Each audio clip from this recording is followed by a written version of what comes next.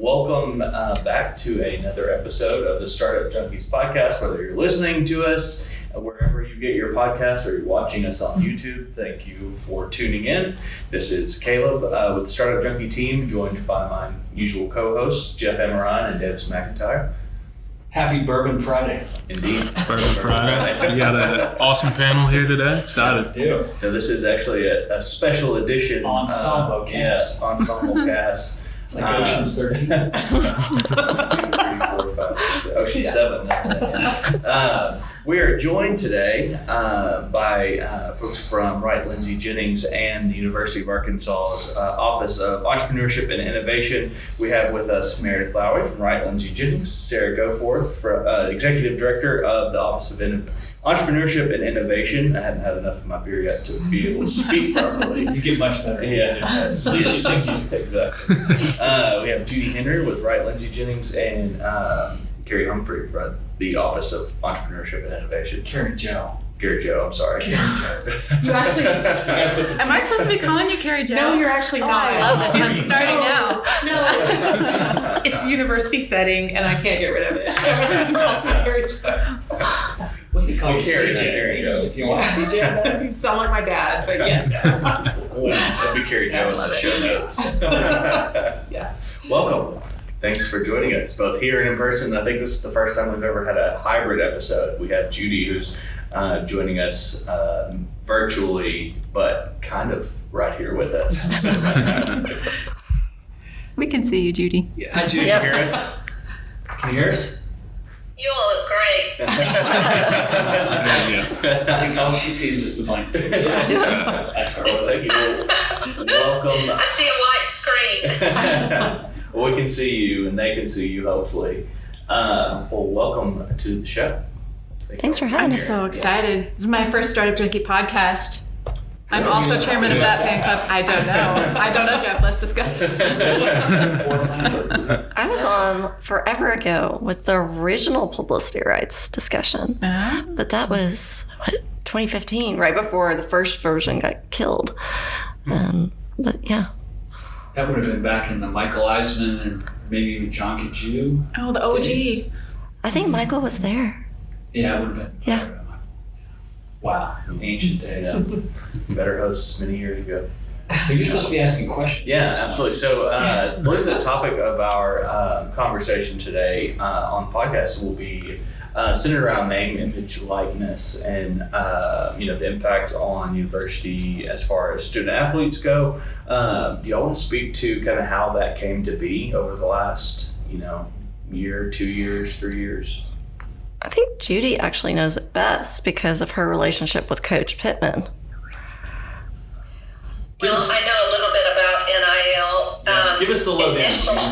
Initially from my work with the NCAA, I've represented it in the past in enforcement actions where there have been violations by colleges or universities, institutions that fall under NCAA regulation, and there might be a contest where a school has exhausted administrative remedies and going through the NCAA process, and then once that process is final, if a university will not comply or still contest the violations, then usually there's litigation over enforcement, and that's when I get involved. So I've known through NCAA ranks and information over the last few years that indeed there was a lot of pressure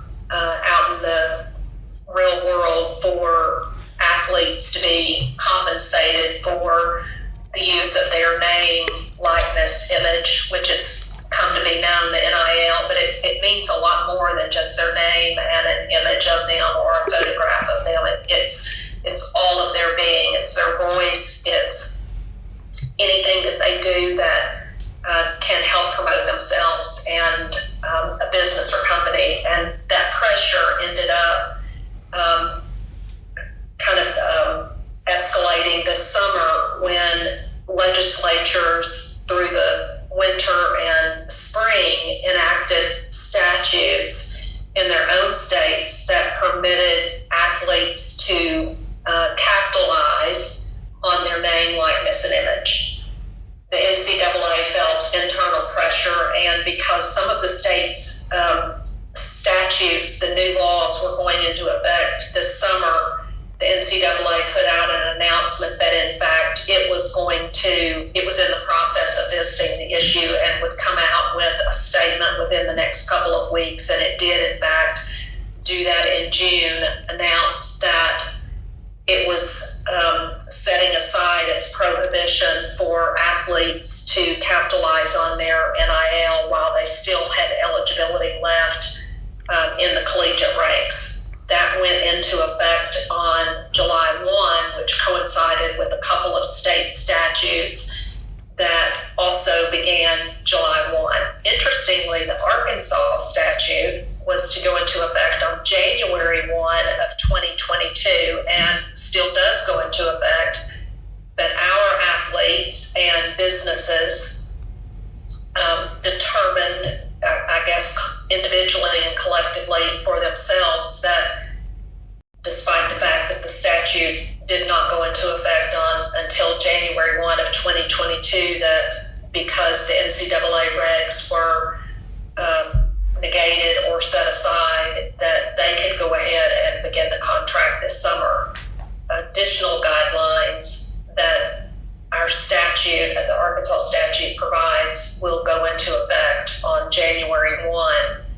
And there's a lot of lack of clarity about what that means for existing contracts now and what's going to happen differently beginning January 1. But that's an overview of what happened. This has been a pressure point or boiling up to the surface for a couple of years and finally became reality when states went ahead and had statutes that immediately came into effect this summer, and the NCAA couldn't ignore it any longer and had to take some action and did. Judy, thank you for that. I mean, that was a really good review of it.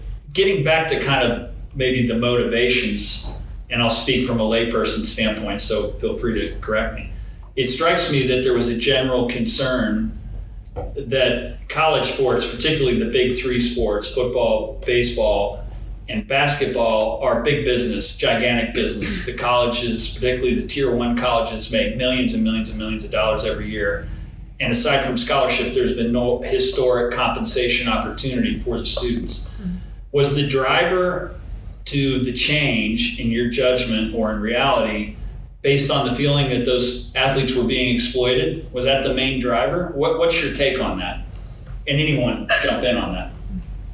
Yeah, I think that was certainly a key motivation that in the capitalist society that in which we live, I think there was a sense that it wasn't fair for the colleges and universities to be capitalizing from the student athletes, the use of their names on jerseys, their numbers associated with those names on jerseys. It's just like the logo for the university. The hall to the University of Arkansas is an emblem and representative of the university, and it brings in a lot of dollars. Well, so does an athlete whose face is readily recognizable or who says a phrase that's a catchphrase that someone picks up. And those brought dollars to colleges and universities all over. And I think there was a sense that there was unfairness to the athletes for the businesses, the business side of educational institutions to be profiting off of those athletes. That's certainly a primary motivation. On the flip side, though, the concern was that these are student athletes. Oh. Being a student is a full-time job. Being an athlete could be a full-time. Judy, we may be having a connection issue. You're breaking up on us. That was with the original publicity rights, which was the way we used to call Good NIL. baton catch. That was a big problem there for a long time. Excel on the field or in the gym or wherever. So I do think that I may have to text her. The technologies. Yeah, I do think that was a driver, not necessarily the only factor, though, that went into propelling this into the limelight. It seems to make sense to me because one of the things they joke about is NFL really stands for not for long. And if you look at it, out of an entire roster of graduating seniors, we might get 2 or 3 or 4 players into the NFL, maybe a similar number of baseball players that actually make it to the major leagues. And so there's a half-life, a short duration of their earning potential if they're inclined to try to do something with athletics. And they miss out on 3 to 4 years, 3 to 4 or 5 years of possibility of earning if they can't do anything related to this when they're in college. It seems that it's long overdue, in my judgment. Yeah. Oh, go ahead. Last year, the NFL statistic, either last year or the year before, the stats were that a player, the average length of a career, I would tell my players, this is not a career, it's a job, unless you're Brett Favre or somebody that has a long shelf life and is able to play forever in the league. But the average was 2.8 years. Wow. And so you have most of your players who will never reach pension and profit sharing eligibility, which comes at 3 years in the league, in the NFL. And so having athletes both making money for the business side of colleges and universities, not being compensated, and then most of them never becoming professional athletes. Those things combined were all part of the motivation, I think, for states at least to consider, and I think 11 states have now enacted statutes that allow the athlete to profit from their NIL now. And we talk a lot about football and that short life there, but I mean, in baseball too, I think it's even much longer before, 8 to 10 years before they can have access to pensions and things like that. And most of those players, lament in minor leagues, making $20,000 a year as quote unquote pro athletes, and don't have kind of the avenue as, somebody in single A ball in Jackson, Mississippi or something to really, at that point, they don't have the capital of their prominence where they would in their college town where they are the star player. Sarah and Cari, talk about the program that you all helped the athletic department with, and we were a small part of that as well, but talk about what that was all about and what it was intended to help the athletes with. Yeah, I can fill in a little bit of the backstory, and then Cari should speak to what we've learned and how we're running it. She's running this program day to day and has done an incredible job. It's funny. Most people who know me know I don't have an athletic bone in my body. I have a niece who plays basketball. Yeah. But so to me, NIL was something that you bid in a card game. I was not following this space at all. But we had colleagues in the university athletics department who were very prescient. They were following this very, very early and knew that the change was coming. We're designing ways to support and train student athletes long before most other universities were. And they approached us. They came to the Walton College of Business and to our office and said, look, we really want to take advantage of the resources and services that are available to all students on campus to make sure that our students are extremely well equipped. So we began meeting with them weekly in, February, March, early in the spring to think about what does this program look like. And, to me, it was a really captivating opportunity because anytime you can teach a student how to do something or how to understand something in a hands-on experiential environment, they'll learn it better. It will sink in, it will be memorable, it will be meaningful. And so as an educator, my mind was like, yes, this is incredible. This is such an opportunity for them. They're probably terrified, but we can show them everything is figure outable, number one. And number two, you actually don't have to figure out everything. You just need to be surrounded by the right mentors, entities like Startup Junkie, mentors like Meredith. I knew that we could, in this community, surround them with the people that made it a safe environment for them to really get involved, take advantage of the new rules, and also that we could teach them the principles of entrepreneurship. And these people, to the points that you've already made, these students, even if they do go pro and they have the ideal athletic career, they're not going to do that until they're 65, and they'll have the whole rest of their career. And a lot of them are they're not equipping themselves because they devote so much time to their sport to really be successful and negotiate and go after opportunities and start their own businesses. Did we lose Judy? We lost Judy. Yeah. Oh.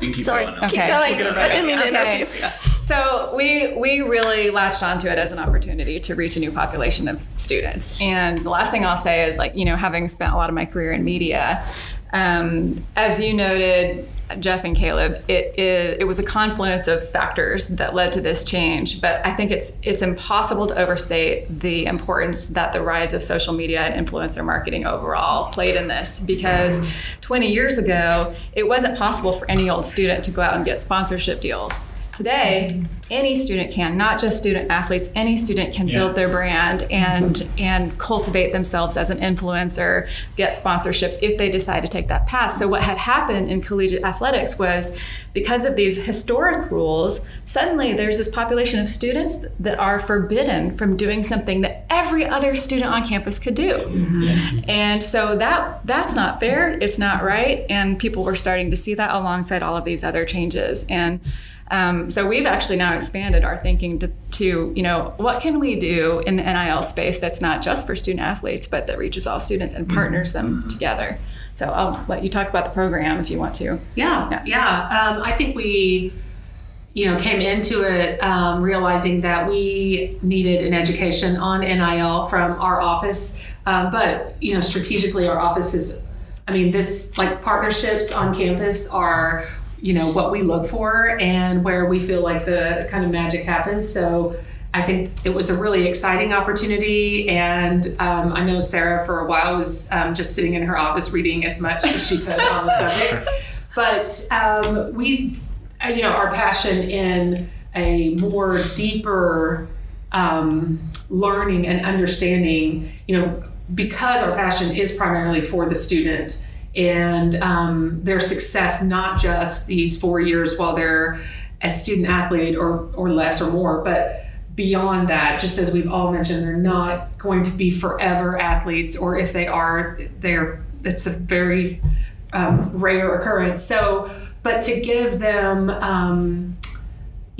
some of the skills that we're already, equipping and training some of the students that we were working with in our programs naturally. It was just a natural fit. So we, our goal was, we don't know a lot. Or that was the underlying assumption. We don't know a lot, so we're gonna pilot some things this summer. And like you guys mentioned, we assumed we kind of had until January. And then that June, we would hear rumblings through June from our athletic partners that it might happen this week, and then it wouldn't. So I kind of got tired I kind of thought, oh, it's just not gonna really happen until January. But then, that June 30, it was literally a flip of a switch. But we had already ran one pilot, so we knew we don't know a lot in this space, and we don't know what the student's looking for, and we know there's a lot of unanswered questions. And like Sarah said, our goal was to surround them and to get them connected to people in our community, like Startup Junkie, like Meredith, and we had lots of partners that we incorporated into this program that were community partners that could actually be resources for these students. So that was one of our objectives, from our office, and it's kind of foundational to most of our programs, is building a network around the students. You had some really compelling people show up. Mm-hmm. April Sagerbrook, who was a Division I basketball player, I think she made it very real for a lot of the athletes, because she was an awesome basketball player. When she was there, she went on and got her MBA. And she's been hugely successful building Movista. Mm-hmm. I think they could really relate, because this was someone that walked in their shoes. And then Dominique Blake was another one that was just awesome. If you're not motivated after sitting through a session with her, there's something bad wrong with you, because she was just Olympic bronze medalist from Jamaica, ties to the University of Arkansas, great promoter and influencer and just super compelling. But bringing those type of people in, rather than those of us who were not college athletes at that level, it really means a lot, I think. You could see the crowd gravitate towards what they were saying based on similar backgrounds. It was really, really good. Yeah, I mean, I have to also call out your session too. You may or may not have been a former athlete in college. I don't know. Yeah, I played rugby and I boxed at the academy. It shows. Okay, it shows. Well, yeah, thank you. But I will say, slightly disfigured, a little brain trauma. it's the competitive spirit. I think one thing that your session on the Lean Canvas was able to do was open the realm of possibilities for these students. So a lot of them walked in the door thinking, okay, I'm going to learn how to get a $100 sponsorship from my favorite restaurant. Paid for signing autographs. Yeah, paid for signing autographs. But, the power of NIL and the power of entrepreneurship is I can go after any problem I care about, any brand I dream of having a relationship if I have the tools. And the Lean Canvas simplifies that for them. And I think a lot of those students walked away thinking, okay, I could actually start a company. Yeah. And the students I've talked to have big dreams, and they're asking the right questions. And I mean, even the ones that make me so happy when they say taxes, like right out the bat. I mean, because this is the thing that like Judy and I are like scared so much for, that they're going to not pay taxes or do something that affects their eligibility. And when they do these things and they're already thinking of it, I'm like, okay, y'all have covered things well. Since you went to the dark side of the moon, I'll follow up a little bit. Terry Prentice highlighted this one instance of some of you might be approached by car dealers. And if they give you a car for your use, that's a taxable event. You've got to treat that as income. And you could just hear the jaws drop in the background. It's like, what the?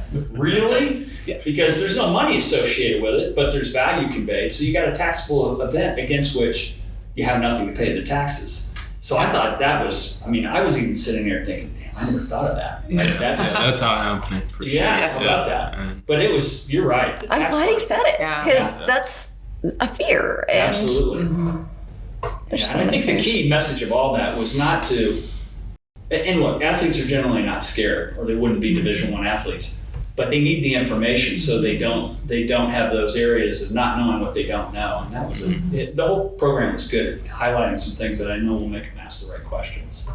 The tax is the big one. Yeah, if they walk away thinking, I feel empowered to do this, but I need an attorney and I need an accountant, then I'm like, we did our jobs. Exactly.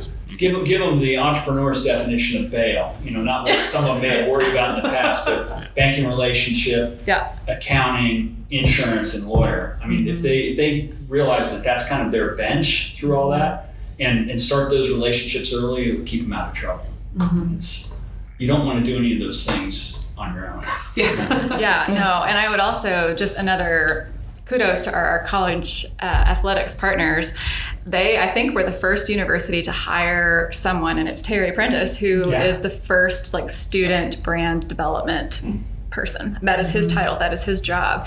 And he has since hired people on his team, and they are an army to help protect the students so that they don't. Too. Oh yeah, huge motivator. He commands the audience. He was very impressive how he pulled all that off. And yes, I have to believe that the students are going to take him seriously just because they admire him. But you don't want to take a look at his text message threads. He's got them all calling him directly all the time, and Cari too now, because they know Cari's got an accounting degree. Not too bad. Yeah. Well, nothing like Terry.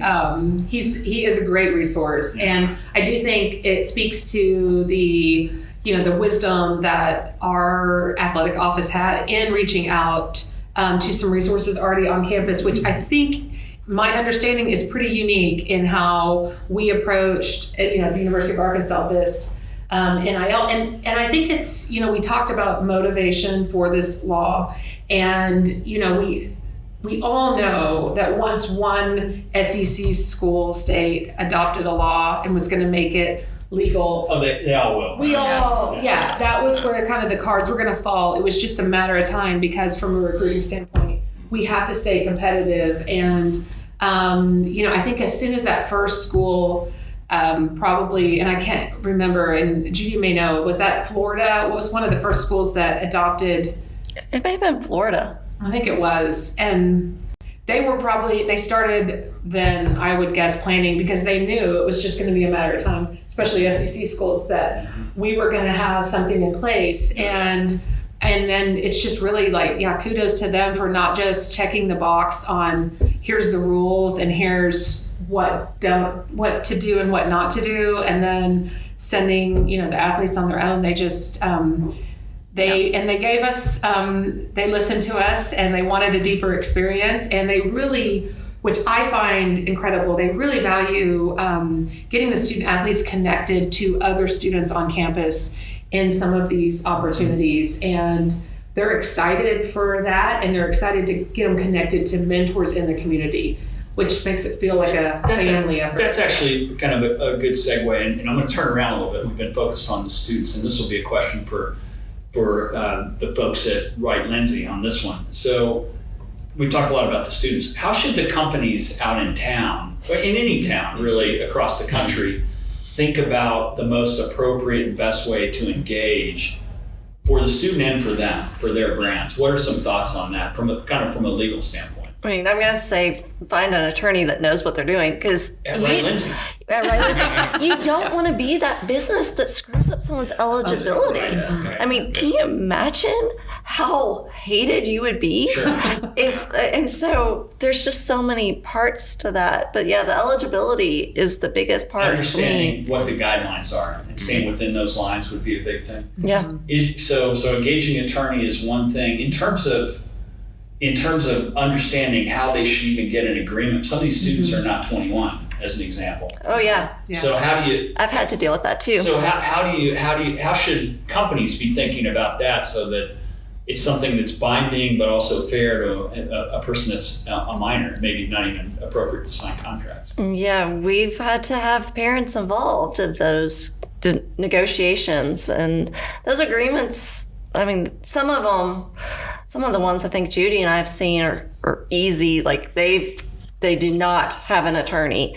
Whereas I've been doing influencer marketing for so long, my agreements are pretty robust with all the potential hazards that can come into play. Number 4 font, 100 pages. I mean, not 100 pages, thank God. But yeah, they're 99. just, yeah. But detailed enough to cover Detailed. all those issues that can come up, which is important. Judy, do you have something to add?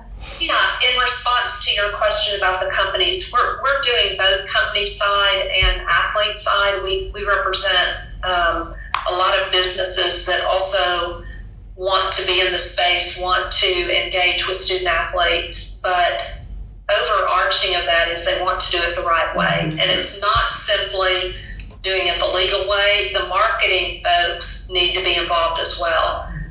There are not just the state regulations that are governing the relationships and the contractual responsibilities and laws. You have this overlayer of every college or university with whom the business is dealing is going to have its own set of regulations that the business has to follow. And a lot of those fall in the marketing side, where you can or can't use certain emblems or logos or scripts or colors. I've seen that. And in our state alone, there are only about 3 institutions that have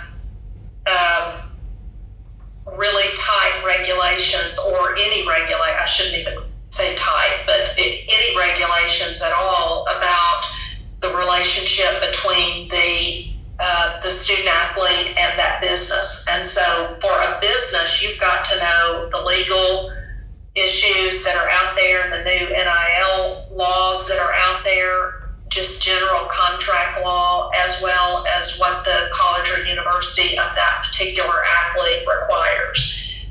So I'm seeing every everything from the very top of the organizations of the business get involved all the way down to the lowest level people in the marketing area, because some of those marketing plans come up from the bottom to the top. And I scrapped a plan yesterday. We were talking a little bit before we went online here, and the testimonial that a business wanted to use with a particular athlete, I didn't think was compliant, one, with some of those school regulations, but also I thought it had the potential not to be 100% accurate. And Meredith is right. Just one false move for a business out there could really damage its reputation in the community or statewide or the region, wherever it markets itself. And to negatively impact a student's eligibility would be the absolute worst thing that any business could do if it's working in this space. People will be outside with pitchforks. Oh, yeah. Wouldn't You go figure out very if well. some of those linebackers did something wrong and weren't able to play this year, Yeah. you better just change your name, witness protection, leave the state, for sure. I think it's some good, though. I'm just listening to you, Judy, and thinking about it from that standpoint, some good accountability. Our initial thoughts this summer were just, this is going to be the wild, wild west once this is legal. And So many people keep saying that. yes, I know. It's because it's true. And it's true, but it's an interesting perspective from the business side. Sure. We're focused so much in our work on the students and giving them the resources and equipping them and protecting them at the same time. And to think that, from the business standpoint, their reputation is on the line in these agreements too. And so that's, I guess to me, that's a little bit of comfort because I haven't really thought about it from that perspective, because if they mess with, in our state, we have really no official professional team. So our athletes are beloved and, you talk That effectively is our approach. They are it. Yeah. Kind of a follow-up on some of that, and again, far be it from me to espouse the benefits of Arkansas, but as you look at the various ways the states have laid out the regulations, are there differences that play to one state's advantage versus another? Particularly in the SEC, I could care less about the rest of the sports universe. There's only one league worth watching in most sports, and that's the SEC. So when we think about original NIL, not every state had a statute that covered normal people, much less student athletes. Arkansas at least had that from the Broyles Act. So we could pull from that had been vetted by everyone from the motion picture organizations, and First Amendment had been cleared on that, because all of those things were an issue. So now the other states that are moving forward with it, they're going to be hamstrung a little bit on getting those exemptions. Which means that this is the reason why all the promising 5-star athletes should come to Arkansas. Right? Yes. That was okay. Yes. We have You've got a better. legal opinion on that now. That's what I was talking for. So, I love it. That's exciting. You're still smiling, Jay. I'm glad to see that. I think there are a few nuances between, we've heard some rumors, there's certain states that allow, some different things, whether they're booster relationships or whether they're access to their gyms facilities, but that I do believe that there will become, and I think, we've heard from the athletics side that they believe there will become a norm eventually, that, and I think, is that supposed to be an act of Congress, literally? Yes, literally. And to give you a sense of how dramatically different the playing field is right now in different states, I was on a virtual call with some peers, so people who run entrepreneurship programs at other universities. And I'm not going to say which state this was, but I heard two colleagues discussing NIL and talking about how at a certain university, they were planning to treat it like intellectual property developed by a faculty member, in the sense that if a student athlete developed a logo or a trademark or anything, the university was going to claim ownership of it and license it to the student. And I know what was state sitting does there. that. Sounds like indentured service. It was the craziest thing I've ever heard. And I thought, yes, please try that. It was an SEC school. I'm like, yes, So give go us the ahead. first letter. I can't. I think You gotta they give us wanted our to hint. give the students. That's going to give us such a huge advantage. I It's know. Like, don't go there. Yeah. Everything you do. Yeah, I mean, gosh, talk about hamstringing the whole intent of these changes. Yeah. If I remember right, they wanted to only give the student like $50 for Yeah. each endorsement. Oh, it was I mean, it completely was crazy. pittance. Completely crazy. So how drastically different are campuses treating these new NIL statutes? It's all over the map. It really is. So There's no norm, right? Well, I mean, I think there are some commonalities, which Yeah. is everybody is teaching them what NIL is and trying to do some basic education around taxes. But where I feel we've differentiated ourselves is the wide variety of mentors and community partners involved who are giving their time and their expertise, and then secondly, taking that wider entrepreneurial lens. It's really more than spanning NIL, off. but giving them some fundamental business skills if they want to start something else that can benefit from Exactly. your name, image, and likeness, but not necessarily kind of classic influencers. Yes, and some of them are doing that. We have students with great business ideas they are not sponsorships. These are legit business ideas that we're working actively with them on now. I think we lost Judy. She should pop back up if she comes back. That's editorial. They won't lock her in a waiting room. Well, that was what was a learning for me, and I do believe from some of even our athletic partners was in these pilots we did this summer, actually walking through these student athletes in problem solving and what they're passionate about and how they can align that, while they're developing what they're passionate about, in types of sponsorship deals, how they can use their leverage to actually develop a business plan or develop a business idea. And I think that was, like I said, a learning that they are way more than just athletes and student athletes. They have some really great ideas and obviously being the student athlete, like we point out, there is some grit involved and there is some determination and commitment, and we have seen that. And I think even some of the people we work with in the athletic office were surprised at some of their great visions and ideas. Yes. And so that was exciting. Oh, go ahead. Admit. She's back. There we go. Yes, she's back on. Can you hear us? Judy? There you are. Great.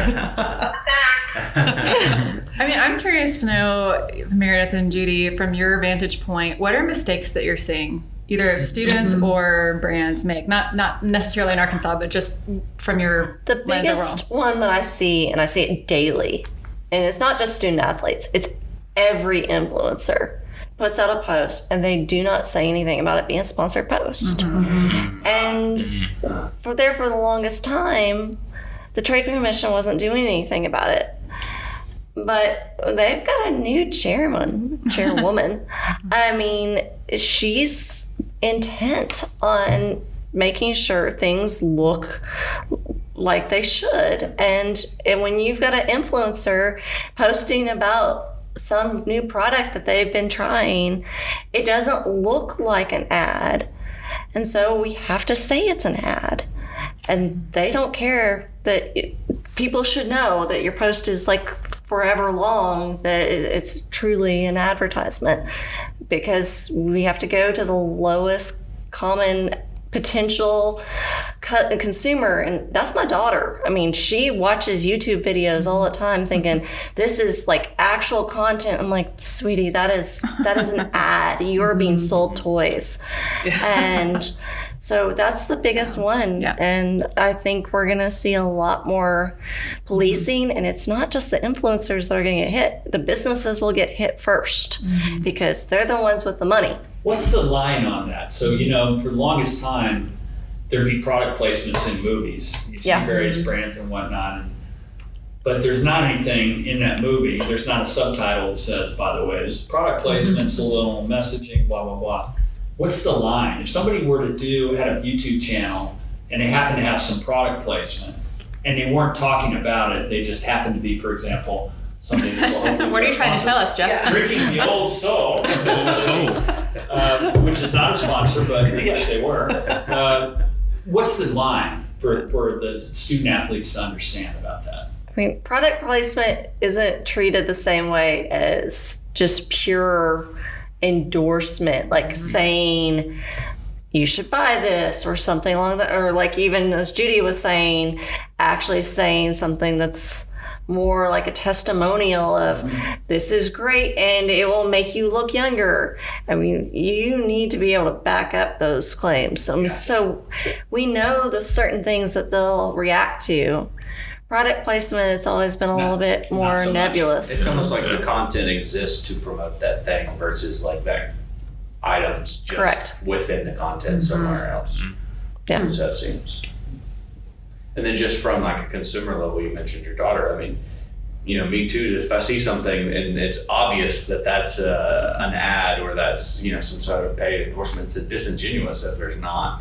If there's not a disclaimer to it. Disclaimer that this is an ad. Oh, it makes me mad. And some of the people that are doing it are people I know, like socially. I'm like, oh my God, I really want to say something to you, but I'm also not going to, like, because most people get mad at me. I am the best party pooper on this one. You just wait and record them. No. I went to all my parties. The biggest problem I see right now, just in focused on the NIL space, is that the businesses unintentionally, I'm confident, they are failing to comply with what I mentioned earlier, and those are the various college and university regulations or processes. It's not because they want to do any harm or they're in a hurry. They don't know they're out there. They're aware that they can now do business with athletes, and they're failing to. I'm seeing transactions that have gone down the way without the processes being followed. So I'm unwinding. I spent a lot of this week, unwinding transactions to get them back on track, to get them to the point where they should have started, and then to progress them to the point where we close the deal. And I closed a couple of them this week. But there were just hiccups along the way that if the athlete had representation or the business did, you know, I wouldn't be unwinding deals. We'd be doing it right from the start. But unfortunately, I'm seeing our athletes across the state engage with businesses with some sort of confidence level that they can do this alone. And I don't think they can. And this was, in a couple of instances, these are very sophisticated businesses in what they do. They're just not sophisticated in dealing with student athletes in the NIL world. Yeah. And so for me, that's the biggest obstacle I'm seeing is just lack of knowledge. Sure. Yeah. And I think the university is doing the very best it possibly can with our students. It's just that I think we got caught off guard, all of us did, because the anticipation was it would start at the first of the year, and then we had to hurry everything up. And unfortunately, the business world didn't have education on their side. Yeah. And it's you know, again, it's all unintentional. I haven't found anybody who is trying to usurp the rules. Sure. They don't even know they're there. Right.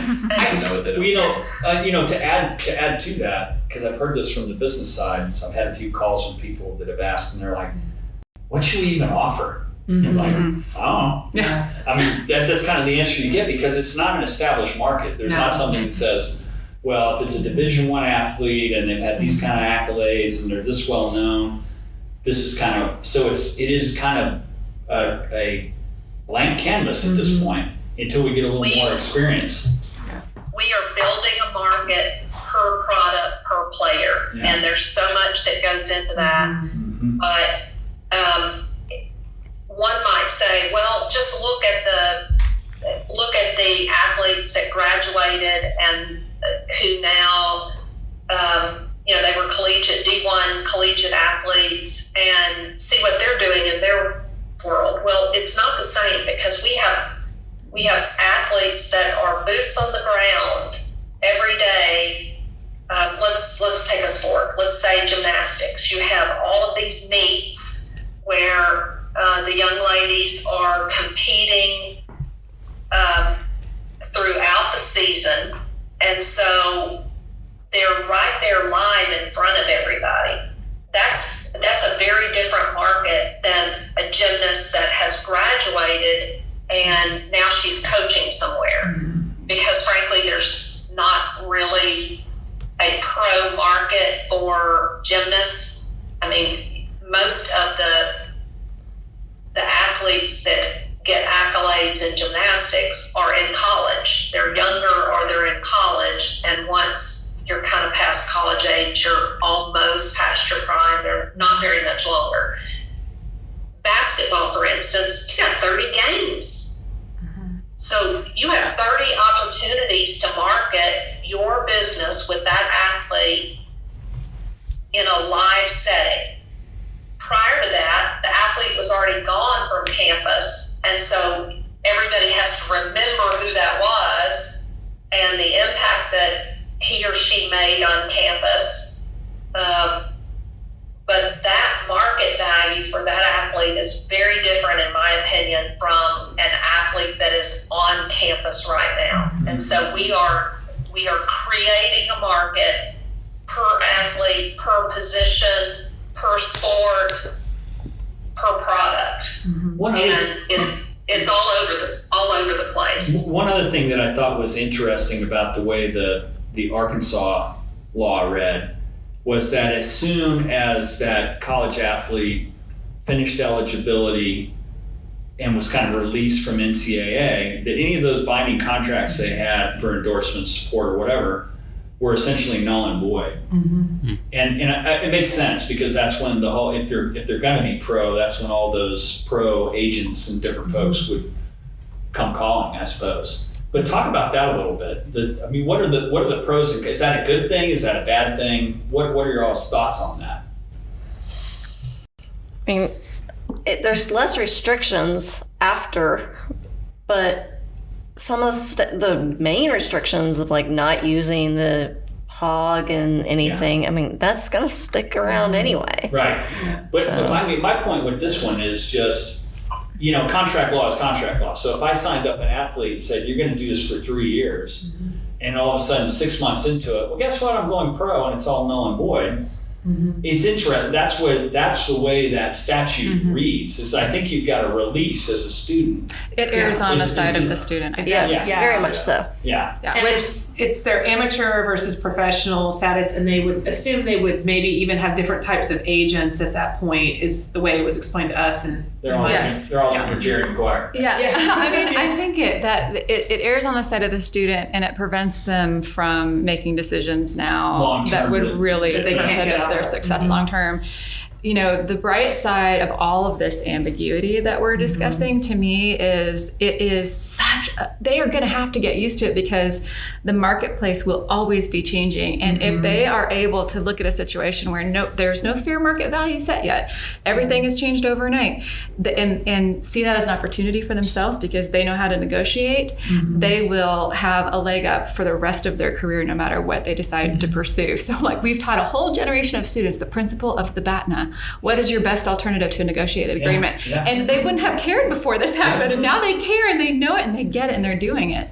I've got one other that I kind of want to throw out there because it was super timely, and I saw it on 60 Minutes, and I bet Caleb will recall this episode. But it was a former Philadelphia Philly player who was a pitcher. I believe his name was Schwimmer. I might be getting that wrong.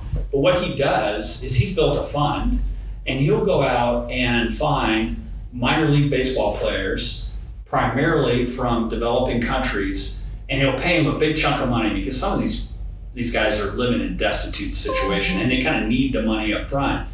And he once he pays that, he essentially gets anywhere from 5 to 15% of their major league salary if they go to the major leagues and they're successful. So big time upside for him. Do you all see anything like that happening with these college athletes where somebody says, hey, Division I, probably drafted in the first round player, we're going to give you $500,000 now, but we get 10% of your earnings for your entire career? Because that's exactly what this guy does in baseball. This is a huge topic of discussion right Is now. it? Yeah. Is Oh. it? Okay. We've seen offers like to say here, it's almost like a scholarship option for the schools where we have businesses coming in and pooling money to subsidize scholarship potentials for the school. I have not seen that rider onto it of It's happening at the high school level. People are, this is really changing the way high school sports and recruiting is done, because the earlier you start and you start to lock in deals, the better your chances. This is, I think, some the idea of some people, the better your chances of being able to afford that great sponsorship long term. Me really happy we have that cutoff Me now. too. Sure. Me too. Well, I thought it was really interesting because it's speculation. It's, these guys are, it's kind of like the next version of Moneyball, if you remember that movie with on-base percentage and whatnot. But this guy was a player, and he's built a whole team of data analytics folks that size up all the stats and watch all the film. And then they speculate, and they build this giant portfolio of people, and the odds based on their assessment are they're going to really make a ton of money on the back side of it. And some of the people they paid a few $100,000 to, they're now making bunches of millions of dollars a year. One in particular, Fernando Tatis, he signed Exactly. $300 million I knew you'd be familiar. Yeah. This is the baseball stats guy. So he turned that $200,000 into like $25 million. I don't think that's all bad because for one hand, a lot of times you need the money when you need the money. And it's not like they're taking all of your salary; it's just a big chunk. And it's kind of like any other kind of investment you expect a return on. I think that might be a good thing for people that really need the money. I don't know, but it'll be interesting to see if that ends up being in the discussion and actually a consideration. I think you can expect to see that area legislated pretty closely over the next few years. We're going to see so many new developments in this field just because it's there's so much love of college sports. Yeah. So, including me now, too. I'm going to all they're my friends now. I just can't wait. Oh, yeah. In addition to your niece, right? In addition to my niece. She's gonna kill it this year. She's a Razorback. And then when you're dealing with from the student side, there's sometimes there's the big piece is educating, but I imagine there's probably with some student athletes kind of working with some of those expectations they might have for what they think they can get. For instance, the quarterback at Alabama has over $1 million in endorsement deals before he's ever taken a snap. Like, is that something that you all deal with too? Like, I guess, like kind of measuring expectations. Yeah, I think we went into the program and just assuming that most of the students were seeing a bunch of dollar signs and also, like Sarah touched on, thinking just like social media driven. And, our approach was like, social media, the platform will be completely different in 10 years. So we want to go deeper than just that in some of the education. And we want to, kind of just give you some realistic long-term perspective on those expectations. And I do think, this is my gut on those kinds of stories, and as far as like the Alabama quarterback, I think once there's a few times that, and some of these speculations that some businesses get burned on them, then I think that will actually, the market will correct itself on that naturally. So, and I obviously I'm an Arkansas fan. I hope it's the Alabama quarterback that actually teaches a bunch of lessons that burns a lot. But once you see that, like, gosh, maybe that wasn't the best investment. And these are still like 17 and 18-year-olds. Sure. And that is like, we are talking about some really complicated things, and we kept telling ourselves, taxes, and I mean, some of them do not even want to get a separate bank account. A lot of them have never had a job before. No, that was the biggest Their learning. job was their sport. Yes, that was an eye opener. That was interesting. It I was. won't name the team, but when my question was asked, it's like nobody had worked. No Because one. they'd been working in the sport. They had never Amazing. gotten a W-2 in their Yeah, lives, absolutely. and I was just shocked at that. Well, So. I know one thing for sure. Well, there are a couple things that I'm seeing with the athletes that is going to be problematic. Number one, the difference in an employee and an independent contractor. Yeah. Most of what under Arkansas law, most of what these students are getting into are independent contractor situations where they are entirely responsible for the tax consequences, tax liability, the withholding and everything. They are not employees of the businesses. And I've had athletes ask me, would you ask business X, will they withhold my taxes? Well, the business doesn't want to do that because that has ramifications for that business. It makes it look like the individual is an employee, which has all kinds of issues, HR issues for the business. And so the athletes, the distinction between employee and independent contractor is going to be really important, and how you treat them and how the business treats them and what the contract looks like in that regard. And a second issue is, I lost my train of thought on it. I'll think of it in a second, but there was something really important for the athletes to. Judy, while you're thinking of it, I think there's going to be new financial models that are created. So, for example, I know that offensive line is going to have to develop a financial model around the time value of barbecue. It'll be a whole new discipline within finance. It's like the time value of Texas-style barbecue. Yeah. Right. That's going to be interesting. We need to get Taylor to build that for us.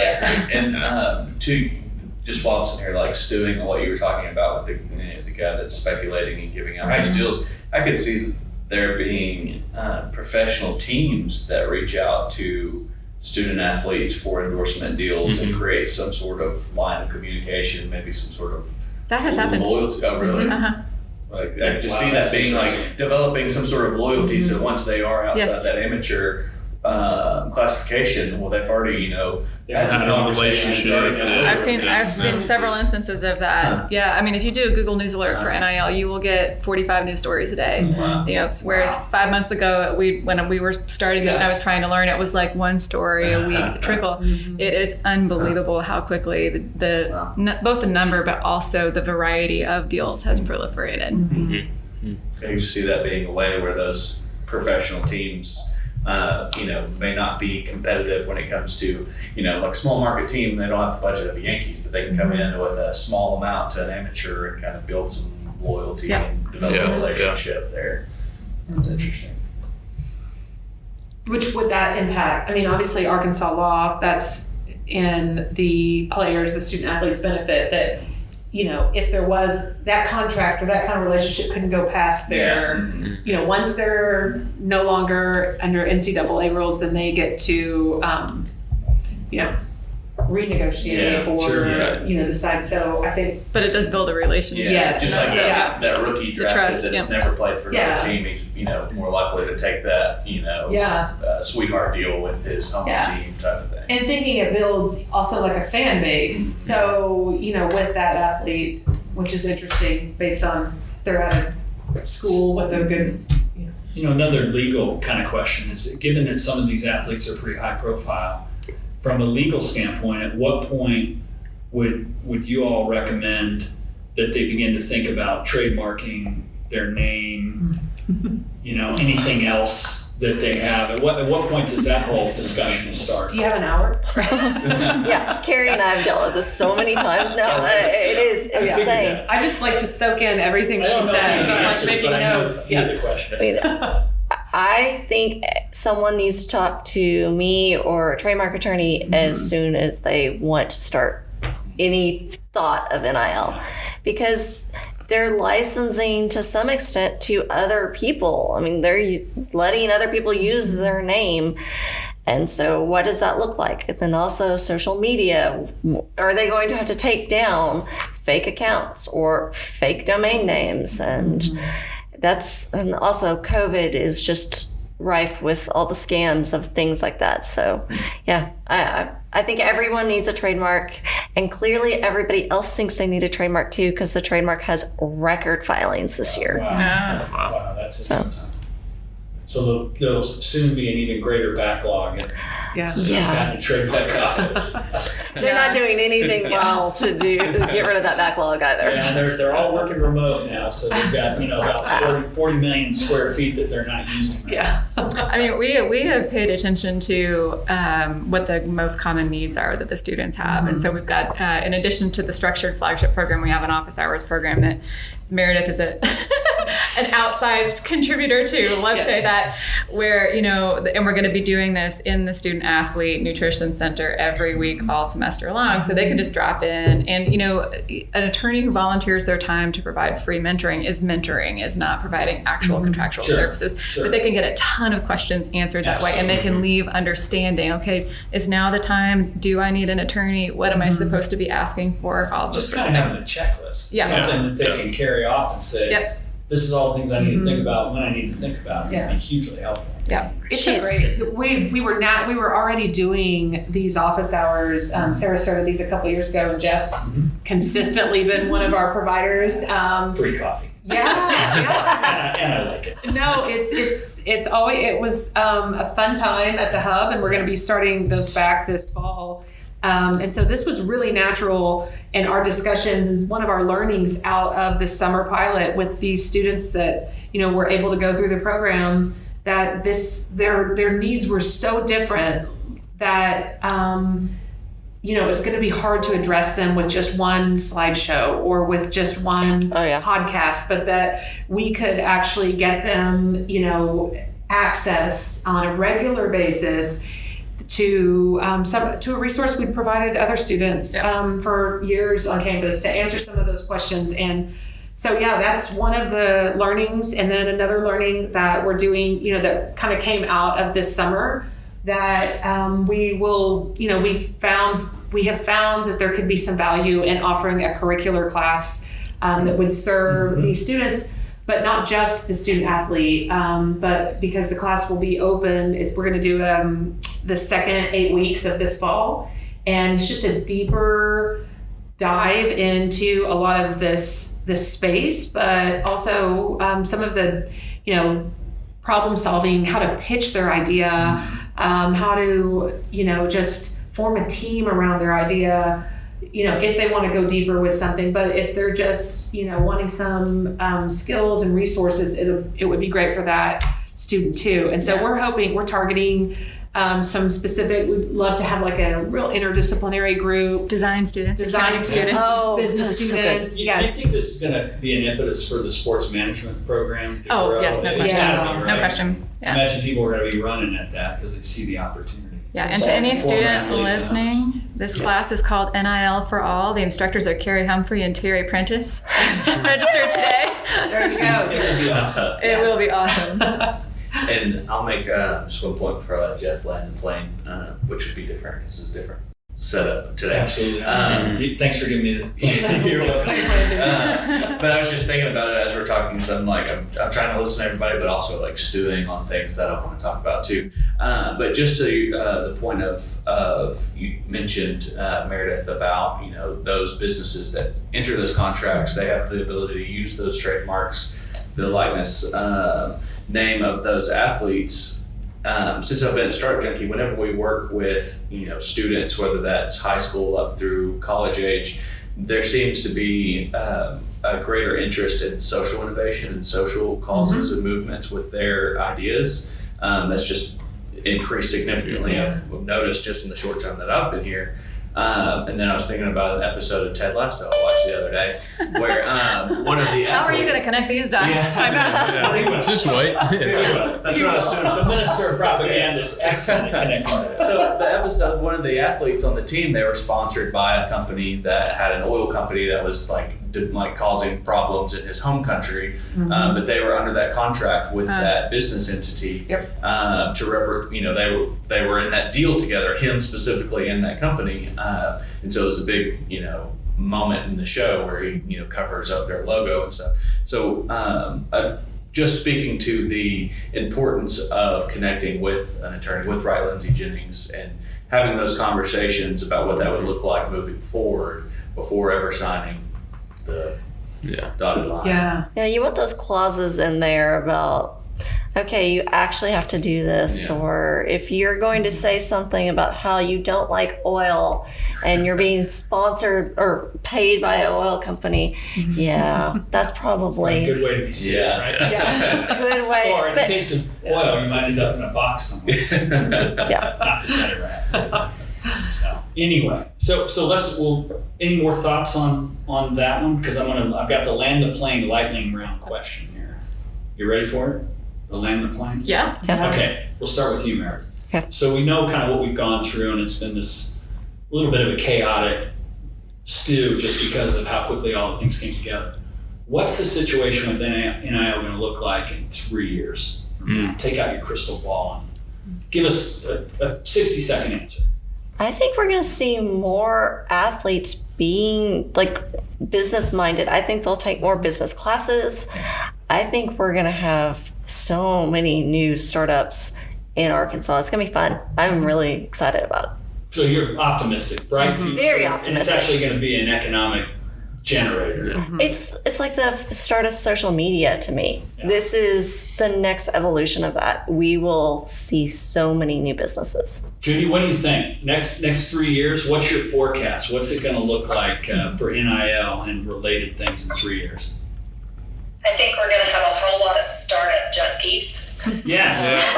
Thank you for that. We'll take Great product placement. I think that the laws will be refined. I think we'll do a better job. We'll figure out the pitfalls and where we can tighten up the law and make it better to protect our athletes and to protect the businesses that want to do business with them. And so I see a revision to the statute maybe to make it even better. And I think Meredith hit the nail on the head. I think we're going to see an explosion of our students becoming better businessmen and businesswomen with hands-on experience, not just classroom experience, even better than an internship. And I see positive things. I also think we're going to see, over the next year, some pitfalls, some kids who got in trouble, some businesses that maybe didn't do things well or right, and I think we'll see some fallout. That will help us make tighter regulations though down the road. And someone talked about the disparity in the markets from from getting a gift card all the way to the multi-million-dollar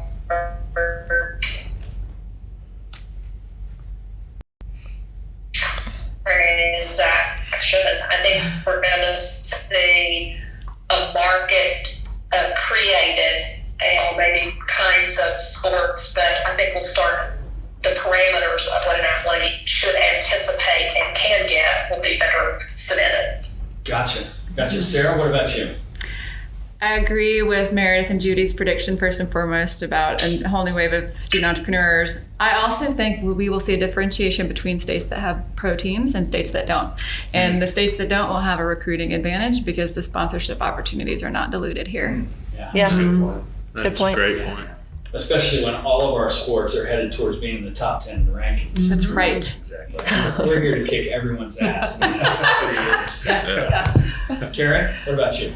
I was thinking, because I got to go last, and I've thought about this a little bit, and from the student athletes perspective, I don't disagree. I think there'll be more startups, but I kind of wonder, whether we will see, actually, this is my hope, that we will see our student athletes stay in school longer because there is Motivation. Not going to the draft. There's not this like loss of money. So I'm like, I hope they stay in school. I hope they see opportunities here. I hope they connect and have a better experience. Not that it's bad, but they have an experience that keeps them here. And not that I want all the professional sports in the U.S. or the world to go away, but I think we all love college sports for a reason, for that competitive, you can argue the NBA versus, the Final Four or the, less economic motivation to leave early. Yeah. And so I really hope that it keeps them engaged in school longer and taking advantage of the resources that they have as student athletes and on campus. So that's my hope. But we've landed the plane. To that point, it seems like, that's always the biggest, the driver to have someone, file for the draft and then may end up actually playing in Belarus or something and it doesn't pan out. They can't exactly come back. No. That point. So it's an excellent point. And that's it's great for the whole state when, no matter what state you're in, but when the student athlete stays all 4 years, it's fun to watch them mature and no doubt. Yeah. No doubt. Yeah. Wow, this has been awesome conversation. I remembered my one point. Right, just in time. Get it in there. Closing your closing remarks, counselor. Bring this out because I think it's important for our students. A lot of our students are on some sort of grants, Pell grants or other grants that have an income-based analysis to whether or not they get that money or not. And those students that are engaged in creating businesses and NIL income are going to have the potential for a re-examination in a year of negatively impacts whether they get that grant or not. And so in addition to this, I think that our athletes need to be looking at what funded or that could be negatively impacted in the future where they need to continue to segregate additional monies. And for some athletes that are not, making $30,000, $40,000, $50,000 off NIL right now, it could be a wash for them. I made $7,000 last year. Well, I just lost my $7,000 Pell grant. And now have taxes on top of that. Wow. I just think it's a pitfall for students that they need to be looking at. No, that's a good call out. Yeah. It's a good call out. Thank you, Wright, Lindsey, and Jennings for being great sponsors of the podcast and awesome colleagues. Where can our listeners in 100 countries, 100,000 downloads, I say that every time, we've got like 2 people sitting in some little backwater area in a country that have nothing else to listen to aside from this. But where can they find out more about that, Lindsey? WLJ.com. It's very easy. And our friends and longtime colleagues at the University of Arkansas Office of Entrepreneurship and Innovation, how can they best connect with you all? Well, I would for NIL. For NIL, so I'm gonna do a plug for the flagship program, which is the Arkansas Razorback program that Terry Prentice is overseeing, and they have a website that has some pretty good information that would help potential sponsors and athletes. So, just type in flagship Arkansas Razorbacks and it will take you there. Google it. Yes, but it'll be Thank you for saving us. But driving. Anyone can find out more about what our office does at entrepreneurship.uark.edu. Thanks for coming on. Awesome. Thank you so much. Yeah.